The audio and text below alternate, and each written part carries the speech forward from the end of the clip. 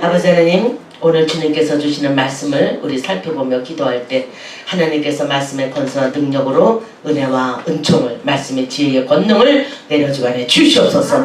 예수님 이름으로 감사하며 간절히 기도드리옵나이다. 아멘.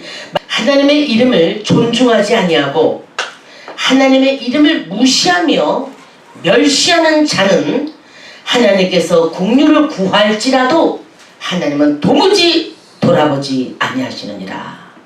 다시 한번 읽습니다. 시작. 하나님의 이름을 존중하지 아니하고, 같이 읽을까요? 하나님의 이름을 무시하며 멸시하는 자는 하나님께서 긍휼을 구할지라도 하나님이 도무지 돌아보지 않으신다. 아멘이십니까? 아멘. 성경은 성령에 감동된 자들이 영감으로 기록된 하나님의 말씀이죠. 믿으시면 아멘. 자, 성경은 누가? 시작.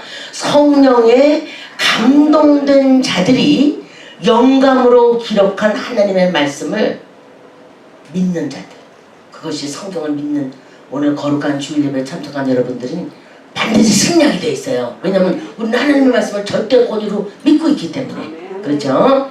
자, 세상에 많은 책이 있죠. 그러나 그것은 모두 사람의 지혜와 지식으로, 우리 금요일날 성경 공부했던 혼에서 나온 것들이죠. 그러나 하나님의 말씀은 하나님의 영감 있는 생명력을 오늘도 우리들에게 부어주기 원하시잖아요. 과학책은 과학을 입증하는 책에 불과하고, 또 사랑을 논하는 에로스적인 것은 이 세상 모든 인류를 지배하는 애증과 슬픔과 서러움과 헤어짐의 아픔과 또 이루어지는 그 사랑의 행복감에 잠시 도취되어 있을 뿐이지만 그것은 잠시 있다가는 거고, 그 모든 아픔들을 통해서 아가페적인 하나님의 사랑 앞에 가기 원하게 하는, 나의 영을 바로 세우게 하시는 하나님의 의도인 거죠. 그러니까 이 세상에 그 남녀 간의 사랑과 자식들에 대한 그 끊임없는 우리의 그 안타까운 마음들, 그런 모든 것들도 자식을 들으면서 하나님 아버지 심정을 우리에게 가르쳐 주시는 거예요. 나도 너를 이렇게 애끼고 있다. 나도 너를 이렇게 사랑하고 있다. 네가 자식을 그렇게 애타는 마음을 갖고 있듯이 나도 너를 끊임없이 사랑하고 있다. 그건 아버지의 의도죠. 그러니까 의학서적에는 의학의 그 지식이, 이론이 담겨져 있는 것인데, 과학은 과학적인 이론이 있고, 그러나 이 성경 말씀은, 우리가 오늘 믿고 정말 사랑하는 이 성경 말씀은 하나님의 의도가 담겨져 있거든요. 그럼 하나님의 의도가 뭡니까? 하나님의 뜻을 발견하는 거죠. 그분의 뜻, 하나님의 뜻, 아버지가 우리에게 무엇을 원하시는지 그 하나님의 뜻을 우리가 뜻을 세워드리는 거죠. 하나님의 뜻을 알고 그 뜻대로 일하시는 그 하나님의 마음에 합당하게 가려고 우리가 열심히 신앙생활을 하고 있는 거죠. 그러나 성경 전체는 인간의 구속사를 중심으로 이루어져 있습니다. 자, 성경 전체는 뭐를 이루어지고 있다? 인간의 구속사예요. 인간을 어떻게 구원할까? 인간을 어떻게 하나님의 편에서 볼 때 구속할까?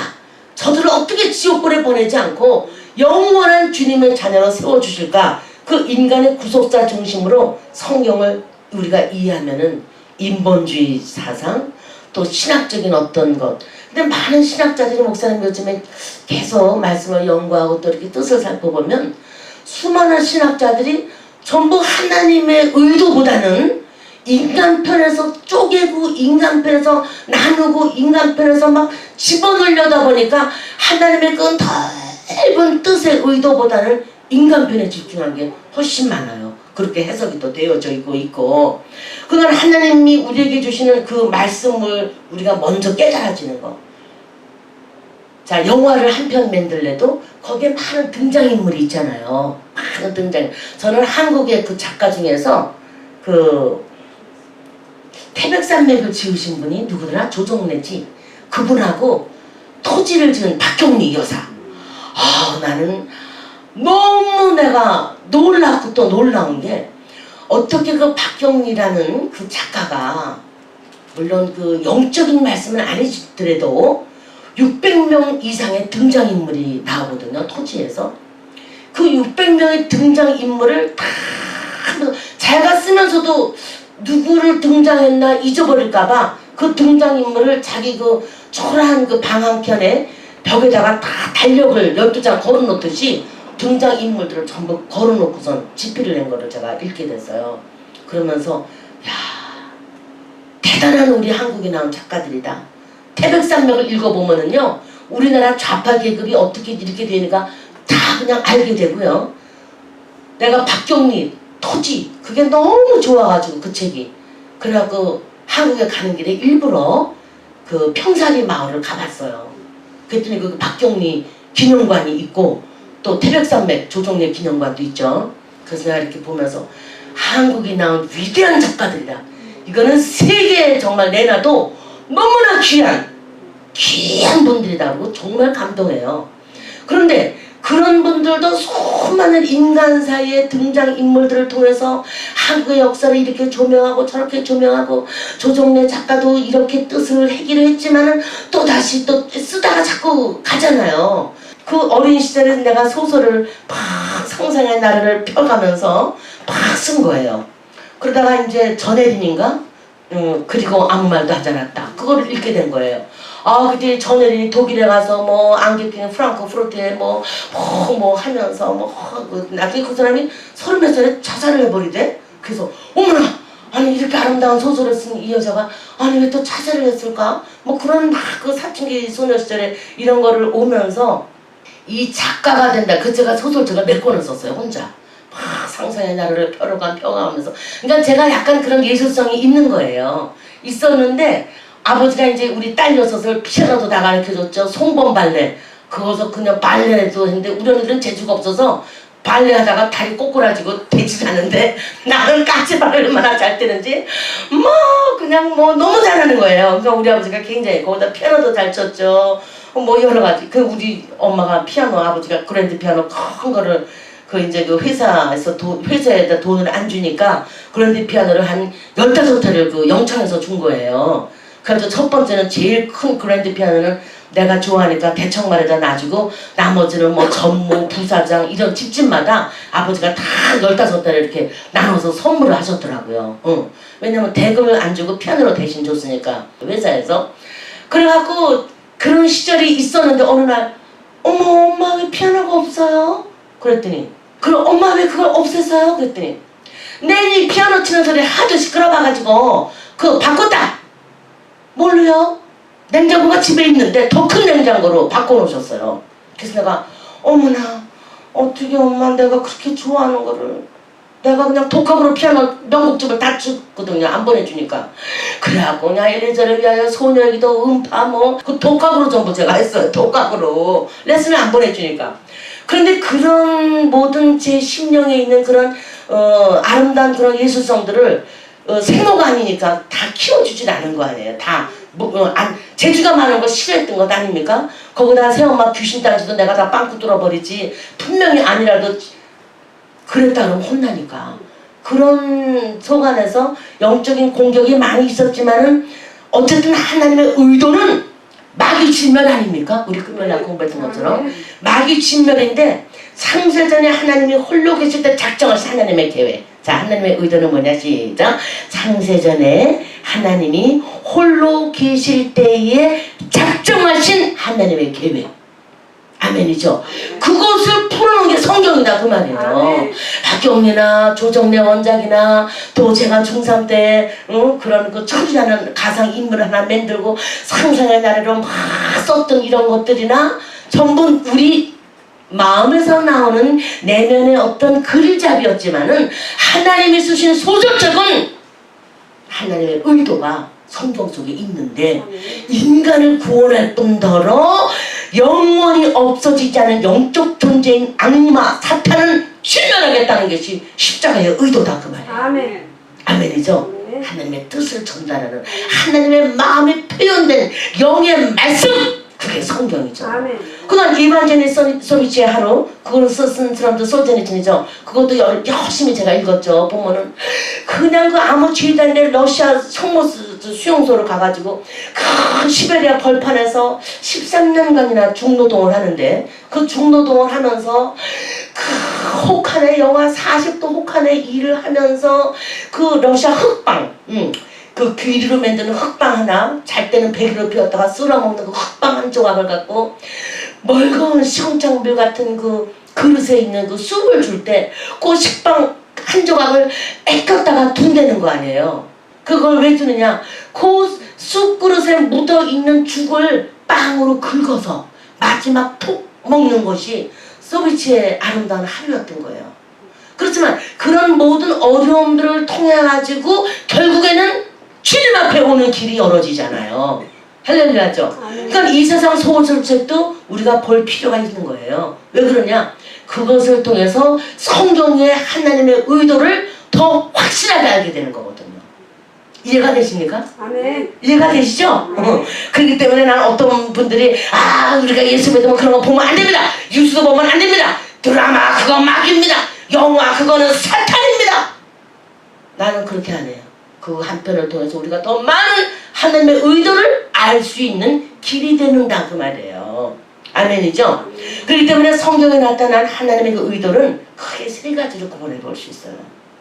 첫 번째 하나님의 의도는 창세전에 하나님이 홀로 계실 때 작정하신 것인데 어떤 작정을 하셨냐면은 아들을 후사로 세우시고 하나님께서 그 하나님이 오시겠다고 하는 그 결정, 우리 공부했었죠? 성경 공부 때 그 결정을 딱 해서 내가 죽어줌으로 또 내가 부활함으로 하나님의 보좌를 인간들에게 주시고자 원하는 그 하나님의 뜻이 있는 거죠. 아멘?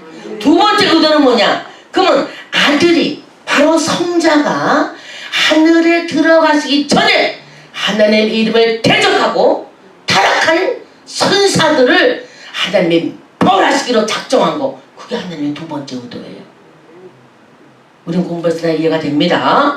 그 다음에 세 번째 하나님의 의도는 뭐냐?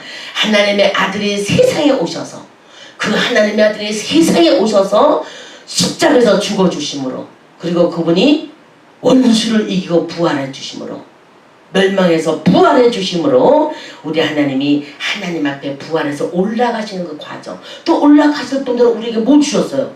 올라가심으로 성령을 보내셨잖아요. 내가 죽는 것이 마땅하다.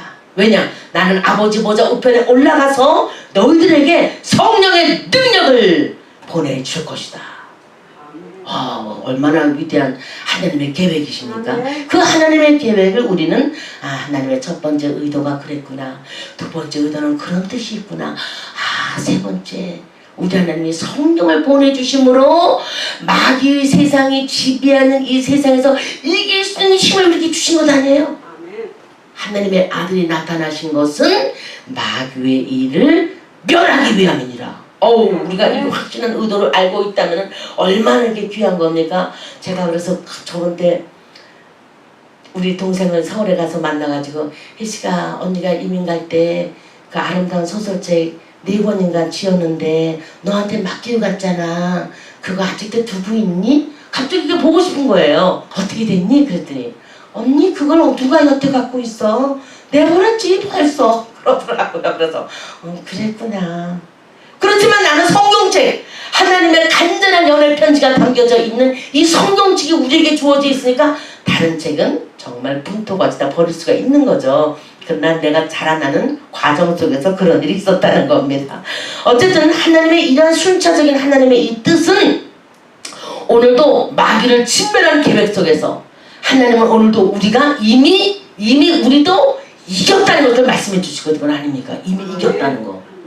여러분 이겼죠? 한번 나는 이긴 자다. 옆에 사람 보시고 한번 하세요. 나는 이긴 자다. 이긴 자예요. 우리 이겼어. 우리는 벌써 이겼어.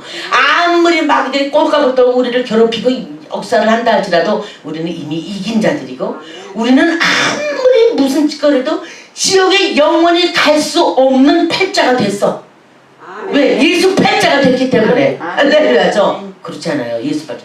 목사님이 그래서 매년 그 선교대회를 가는 거야. 근데 여의도 스모그에 딱 가는데 거기서 그 세계 선교대회를 마친 다음에 그 목사님들이 목회의 성공담을 간증하는 시간이 있어요. 근데 제가 거기서 들었는데 강원도 철원에서 목회하시는 강철수라는 목사님이 계셨는데 그 강철수 목사님이 그 철원에 가서 그 탄광 마을이거든요. 거기서 이제 그 개척을 하게 됐는데 부인하고 솥단지 하나 들고 그리고 어린애 둘 데리고 그 애들은 이제 냄비 하나씩 이제 그때는 뭐 멋있는 백팩도 없으니까 개나리 보침처럼 해가지고 등어리다 미고 가는데 그 무슨 철원인가 삼척인가 하여튼 거기 어디 기차에서 완행열차에서 내려가지고 자기가 목회하는 데까지 걸어가야 된대요. 그래서 거기를 걸어가는데 제가 잊지 못한 간증이기 때문에 드려요. 그걸 걸어가고 있는데 눈보라가 얼마나 몰아치는지 한방눈이 주먹댕이만큼씩 떨어지더래요. 그런 눈을 본 적이 없대요. 그래서 얼마나 그 눈길을 맞으면서 어린애 둘을 데리고 그때 뭐 멋있는 무슨 방한 슈즈가 있습니까? 뭐가 있습니까?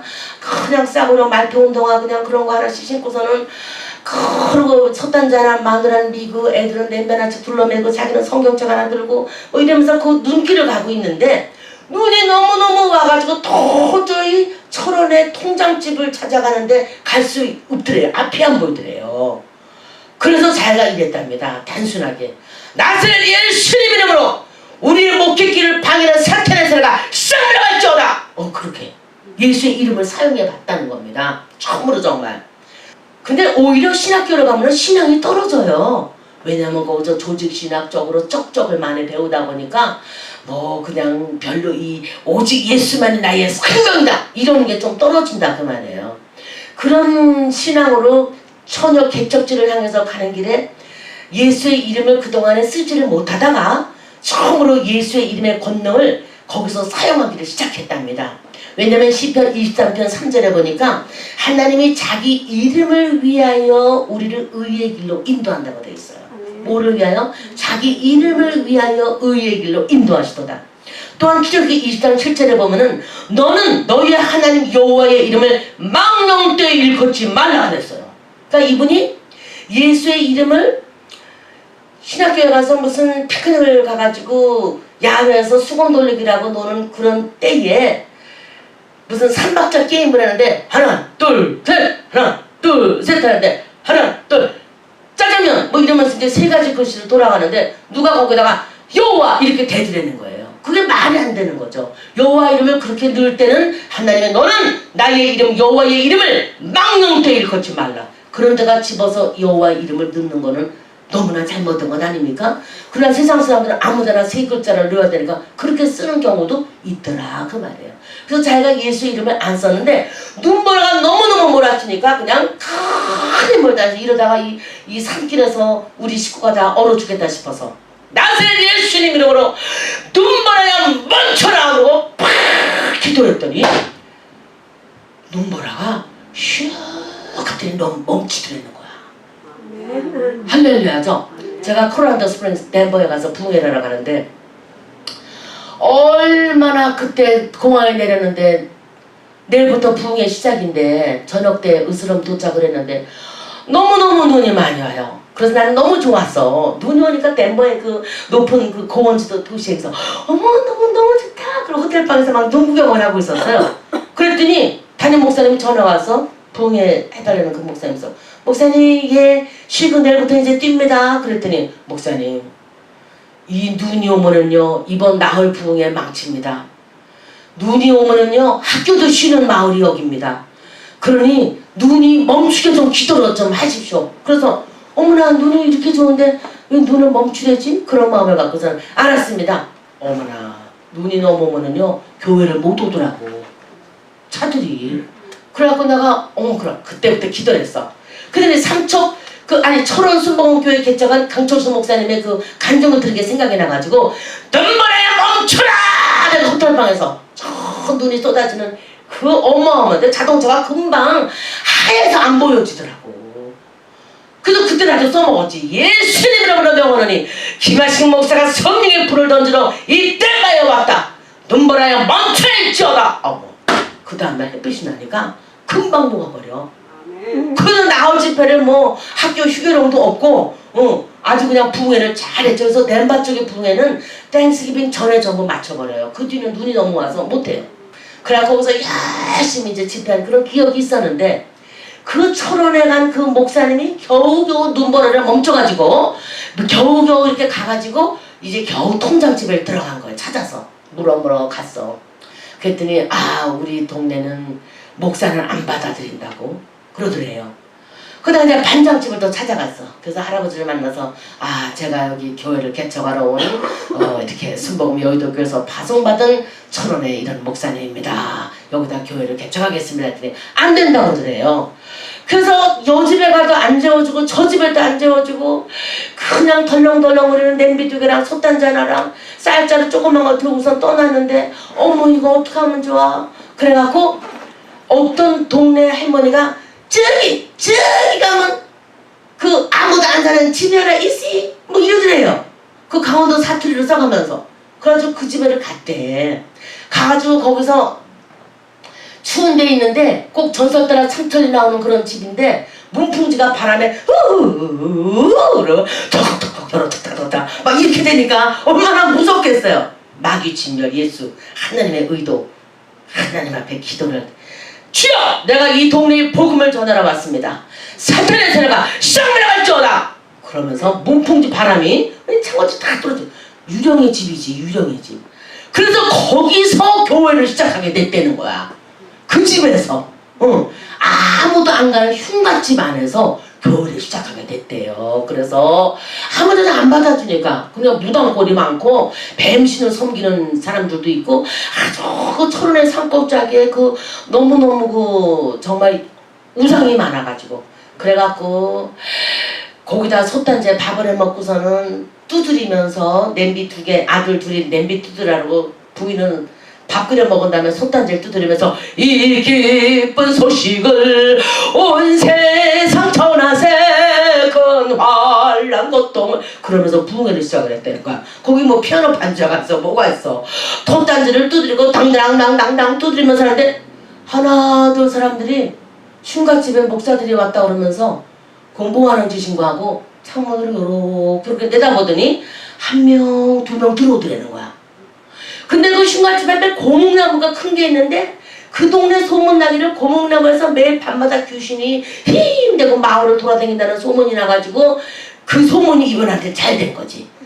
맞다! 내가 올 때 예수님으로 눈보라에 멈춰서 쫙 찾아들고 내가 그래서 찾아서 여기까지 이렇게 왔는데 그래 아무도 나를 채워주는 집이 한 칸도 없고 아무도 따뜻한 라면을 끓여주는 집도 없지만 내가 여기서 하나님의 전을 세우리라. 그러면서 거기서 열심히 매일 부흥회를 혼자 했대. 자작 부흥회.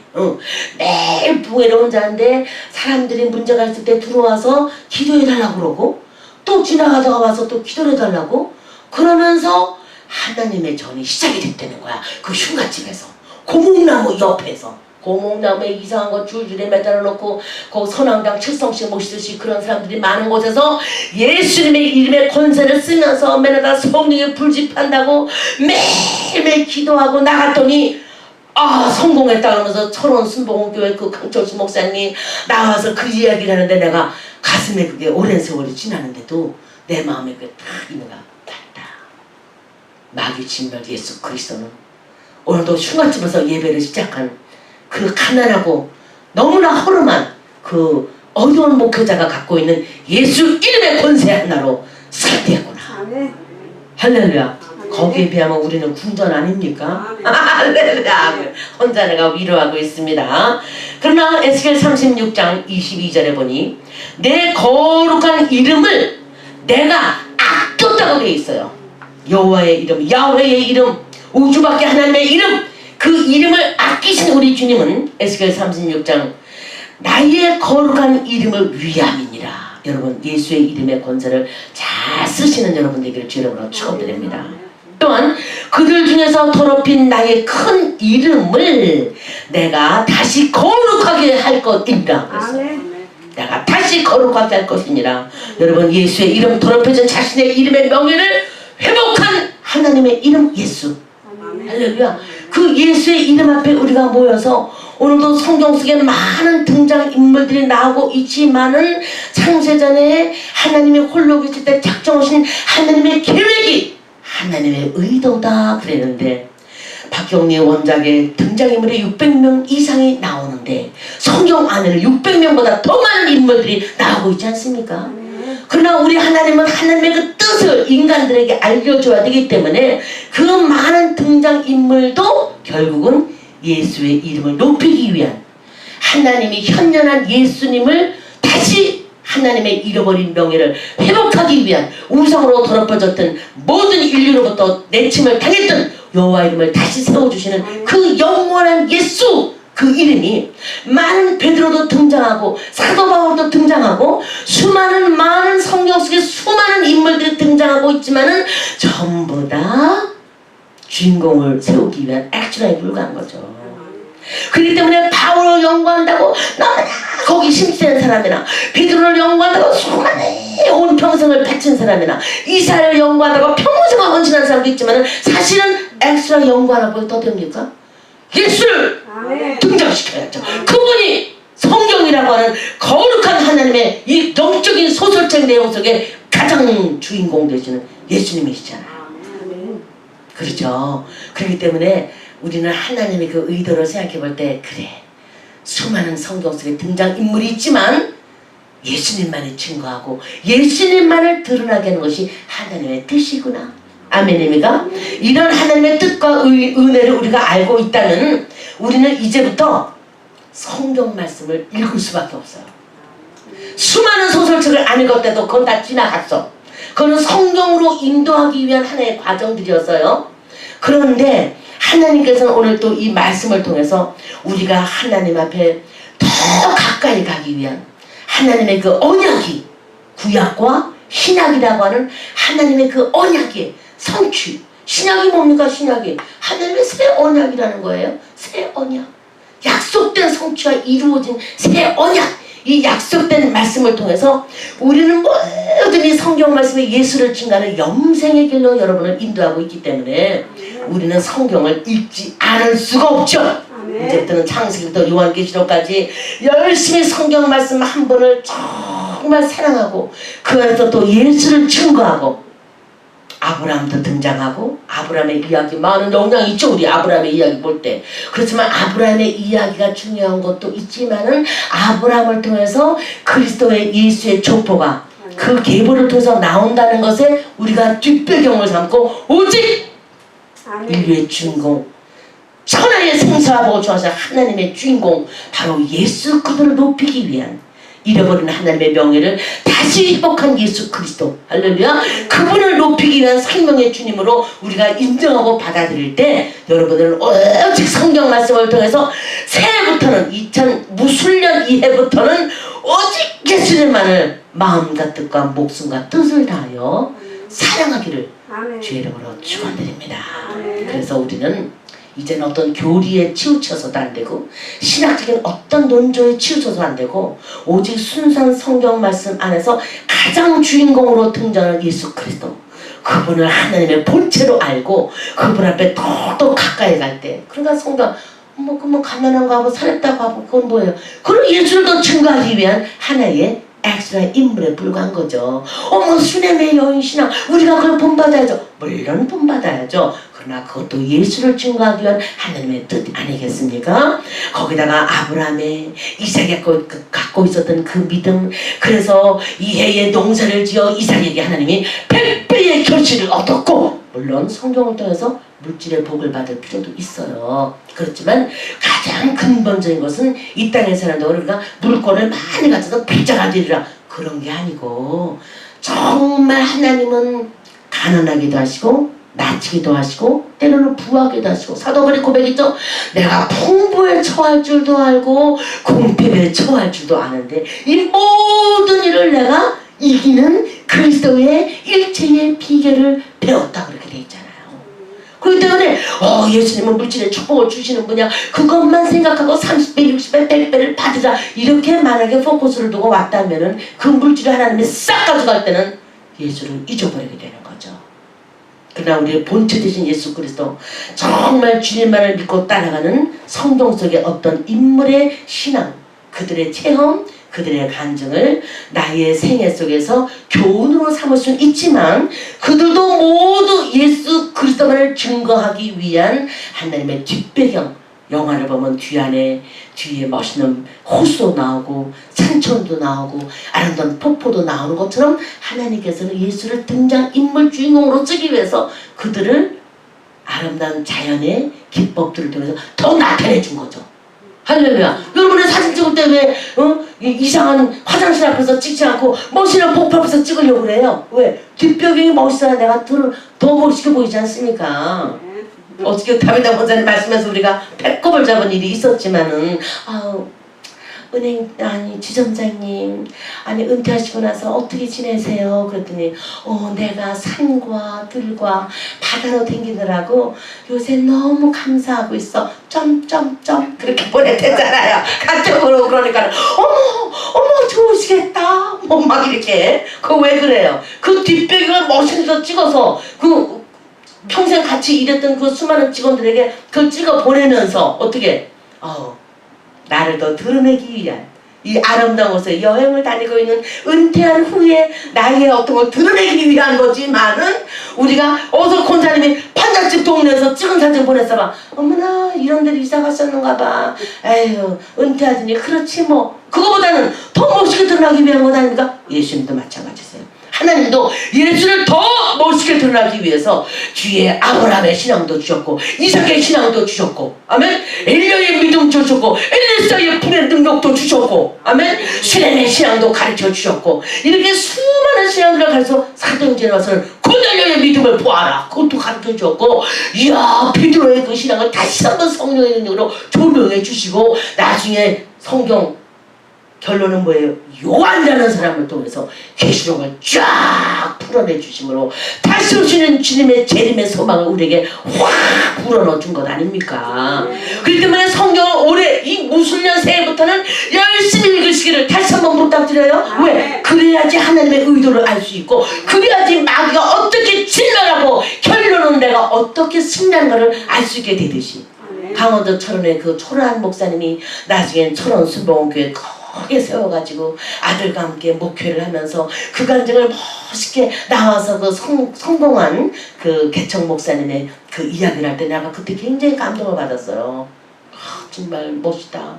우리 예수님의 그 은혜, 우리 예수님의 그 생명을 주기 원하는 하나님의 성경에서 말씀하시는 하나님의 그 뜻, 그게 얼마나 중요한 겁니까? 그때 오늘 결론은 여러분 살아계신 하나님의 현존하는 말씀으로 이 말씀을 새롭게 조명해서 읽으시기를 바라요. 현존하시는 하나님의 말씀, 현존하시는 지금도 살아서 역사해 주시는 그 말씀을 읽으세요. 지금 유튜브 방송을 보는 우리 전세계 성도님들도 성경을 읽으실 때에 현존하는 하나님의 말씀으로 읽으시기를 주의 이름으로 축원드립니다. 현존하는 하나님의 말씀, 어제나 오늘나 영원토록 동일하신 하나님의 말씀이죠. 왜냐하면 성경은 영원히 살아계시는 하나님의 말씀이 담겨져 있는 하나님의 뜻이 있는 인류에게 향한 아름다운 연애 편지이기 때문에 할렐루야. 지루한 어떤 것이 아니라 우리를 너무나 사랑하고 우리를 너무나 구속하기 원하시는 하나님의 뜻이 있는 성경 말씀. 정말 우리가 예수님을 더 많이 사랑하고 그분의 뜻대로 나가야 되는 이런 새해가 되어야 되지 않겠습니까? 정말 하나님만을 너무나 사랑하고 영원한 언약과 새 언약으로 맺어진 이 구약과 신약을 우리가 잘 읽을 때 구속사의 역사도 알게 되고 예수님이 나를 위해서 죽어주신 그 형생의 십자가 은혜를 뼈저리게 또 깨닫고 그 은혜 속에서 부활의 또 생명을 얻게 되고 그 부활의 생명 속에서 이제 다시 오시는 재림의 예수 그들을 바라보고 나아간다면 반드시 율법으로 약속된 구약과 새 언약과 예언으로 이루어진 이 생명의 예수 그리스도는 오늘도 저와 여러분들에게 살아갈 수 있는 가치가 있는 생명의 로고스 말씀이 여러분 각 사람에게 32,650가지라는 약속의 언약 속에서 오늘 여러분들의 심령 속에 또 귀한 세계 성도님들에게 뢰마로 임해야 된다 그 말이에요. 그 뢰마는 나를 변화시키고 그 뢰마는 나에게 생명을 주고 그 뢰마는 절망 속에서 소망을 또 주시고 그 뢰마는 영원한 그 나라의 생명의 기업을 우리가 있게 해주시니까 얼마나 감사한 일이에요. 우리 줄리도 이제부터 성경 보셔야 됩니다. 성경 보면 거기서 생명이 나고 거기서 또 새로운 생명의 역사가 일어나고 거기서 기쁨이 일어나고 구약의 수많은 선자들의 선포된 약속은 모두 예수를 증거하기 위한 하나님의 약속이잖아요. 하나님의 의도고. 제가 우리 아버지를 만나서 가끔 전철을 타고 같이 시청 앞에 나오게 되면은 아버지가 또박또박 걸어가셔서 전철표를 사고 평생 택시를 한 번 안 타십니다. 그 전철을 탑니다. 그러면은요 그 서울역 다음이 남영역인가 거기서 이 땅속으로만 가던 지하철이요 머리를 뿅 하고 내밀어서 나와요. 나오는 순간에 한강 다리가 보이고 한강이 그 멀리 보입니다. 땅속으로만 매일 달리다가 와 이제 나왔다. 내가 그래요.